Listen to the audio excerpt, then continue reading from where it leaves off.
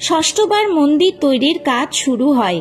তখন নাথ পরম্পরার এক সিদ্ধিযুক্ত সন্ত এসে বলেন, রাজা, খুব সুন্দর মন্দির তৈরি করছো, এখানে মূর্তি স্থাপিত করা দরকার। মূর্তি ছাড়া মন্দির হয় নাকি? এটা আমার আদেশ।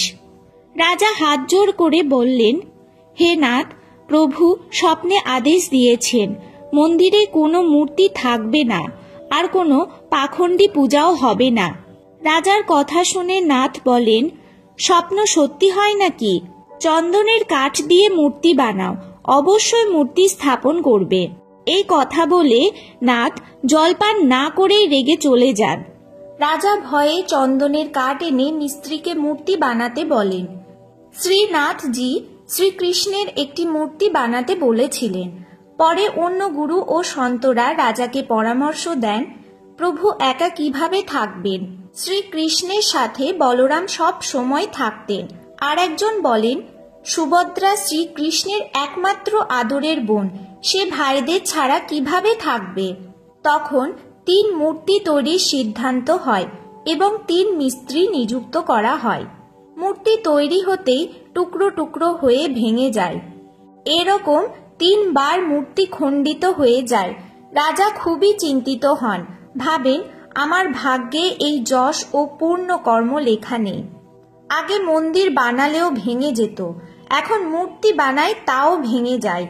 নাথকে যদি বলি মূর্তি ভেঙে যাচ্ছে, তাহলে নাথ মনে করবেন রাজা বাহানা বানাচ্ছে, আমাকে কখন না অভিশাপ দিয়ে দেন। এই চিন্তায় রাজার ঘুম খাওয়া দাওয়া বন্ধ হয়ে যায়। রাজা সকালে চিন্তাগ্রস্ত হয়ে রাজ দরবারে যান। ওই সময় পূর্ণ পরমাত্মা অর্থাৎ কবির দেব, কবির প্রভু একজন 80 বর্ষীয় কারিগরের রূপ ধারণ করে রাজ দরবারে উপস্থিত হন। কোমরে ঝোলা বাঁধা, সেই ঝোলার বাইরে করাত স্পষ্ট দেখা যাচ্ছিল, অন্যান্য যন্ত্রপাতি ঝোলার মধ্যে। এমন ভাব ভঙ্গিমায় মিস্ত্রি পরিচয় দিয়ে প্রভু রাজাকে বলেন, আমি শুনেছি প্রভুর মন্দিরের জন্য মূর্তির তৈরির কাজ পূর্ণ হচ্ছে না। আমার বয়স 80 বছর হয়ে গিয়েছে, আমার 60 বছরের অভিজ্ঞতা। চন্দন কাঠের মূর্তি প্রত্যেক কারিগর বানাতে পারে না। যদি আপনার আজ্ঞা হয় তাহলে সেবক উপস্থিত। রাজা বললেন, আপনি আমার জন্য ভগবান হয়ে এসেছেন। আমি খুবই চিন্তিত ছিলাম, ভাবছিলাম কোনো দক্ষ কারিগর পেলে সমস্যার সমাধান হবে। আপনি শীঘ্র মূর্তি তৈরি করুন। কারিগর রূপে কবির দেব অর্থাৎ কবির প্রভু বলেন, রাজা, আমাকে একটি ঘর দেন, আমি সেখানে বসে দরজা বন্ধ করে মূর্তি তৈরি করব। মূর্তি তৈরির পরে দরজা খুলে দেব। যদি কেউ এর মধ্যে দরজা খোলে তাহলে মূর্তি যতটা হবে ততটাই থেকে যাবে।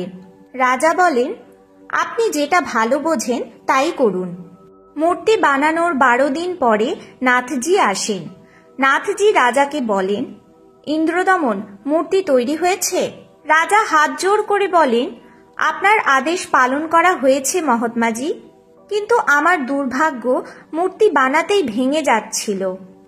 দাসদের দিয়ে ভাঙা টুকরোগুলি আনিয়ে নাথজিকে দেখান।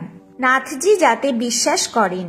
নাথজি বলেন, মূর্তি অবশ্যই বানাতে হবে, এখন আমার সামনে বানাও, দেখি কিভাবে ভাঙে। রাজা বলেন, নাথজি, চেষ্টা করা হচ্ছে। প্রভুর পাঠানো এক অনুভবী কারিগর, 80 বছরের বৃদ্ধ, তিনি বদ্ধ ঘরের ভিতরে বসে মূর্তি বানাচ্ছেন। কারিগর বলেছে, মূর্তি তৈরি হলে আমি দরজা খুলে দেব। যদি এর মধ্যে কেউ দরজা খোলে তাহলে মূর্তি যতটা তৈরি হবে ততটাই থেকে যাবে।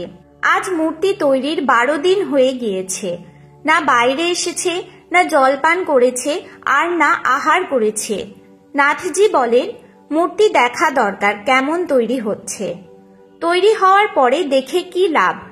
নাথজি রাজা ইন্দ্রদমনকে সঙ্গে নিয়ে ওই ঘরের সামনে গিয়ে দরজা খোলার জন্য কারিগরকে ডাকে, দ্বার খোলো, দ্বার খোলো।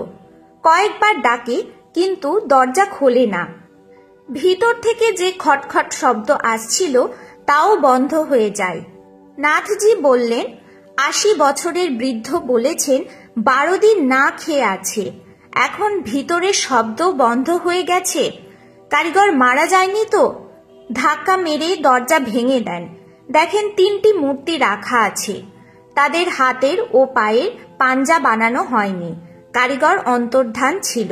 মন্দির তৈরি হয়ে গিয়েছে, তাই অন্য কোনো উপায় না দেখে যেদি নাথজি বলেন এই মূর্তি স্থাপিত করে দাও। হতে পারে এটাই প্রভুর ইচ্ছা।